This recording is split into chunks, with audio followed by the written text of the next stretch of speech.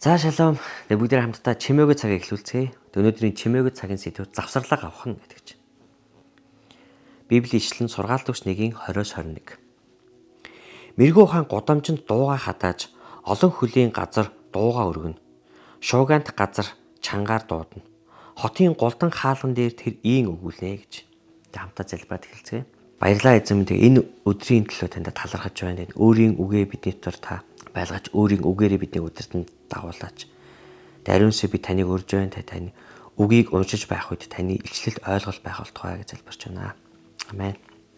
Тоглолтыг бүрэн эргүүлж чадах нэг чухал зүйл бол моментум. Ямар ч спортод тоглолтыг өөрчил болох энэ элемент байдагч санаанд шууд бууж байгаа нь сагсан бөмбөг байна. Та телевизээр тоглолт үзэж байхдаа дасгалжуулагч удахгүй минутын амралт авахыг хүсэж байна гэж хэлж байхыг хэр олон удаа сонсож байсан бэ? Дасгалжуулагч минутын амралт авч багаа цуглуулахгүй бол тоглолт илүү дорддог. Дасгалжуулагч бидний хувьд ч мөн адил гайхшруулах зүйл гарч ирвэл завсарлага авах хэрэгтэй. Гинтийн нөхцөл байдал гэж юу вэ? Энэ нь бидний хүснээр болохгүй, дараа нь харамсахад хүрэгдэг зүйлсийн л нэг юм. Тоглолт, бэлтгэл хоёрын аль алин дээр байж болно. Тэр нь тамирчидтай, эцэгтэй холбоотой байж болохоос гадна бидний эсрэг момент байх үед ч байж болно. Яг тэр үед л завсарлага авах хэрэгтэй. Минутын амралт хэрхэн хариу үйлдэх мэрэгэн ухааныг Бурханаас асуух. Эсвэл онцгой хүсэлтэд Бурханд хэлэх боломж юм аа. Бичээст хэрв мэрэгэн ухаан хэрэгтэй бол өгөөмөр Бурханаас гуй. Тэр чамд өгнө. Тэр гуйлтыг чинь буруутгахгүй гэсэн байна. Яаков 1:5 дээр.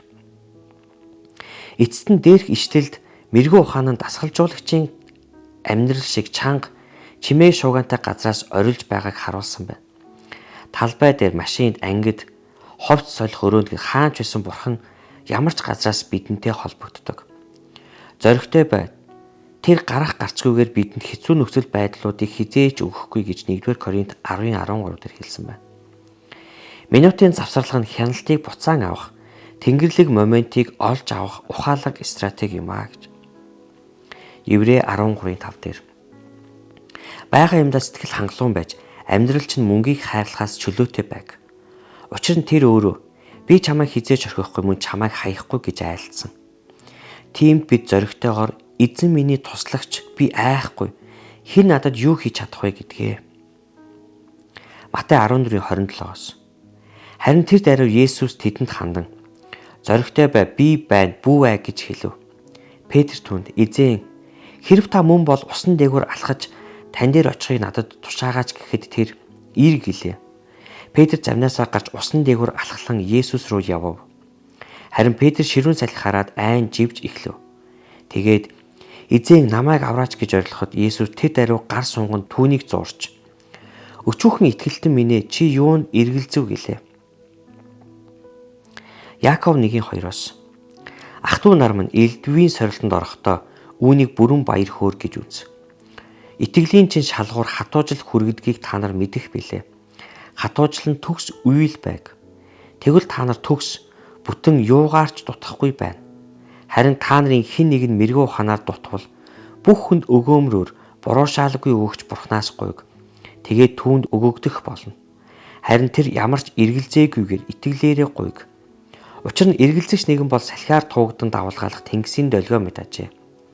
Тийм хүн эзнээс юм авна гэж бүү санаг. Хоёр санаатан нь бүх үйлдэл докторгүй байдаг юм аа гэж.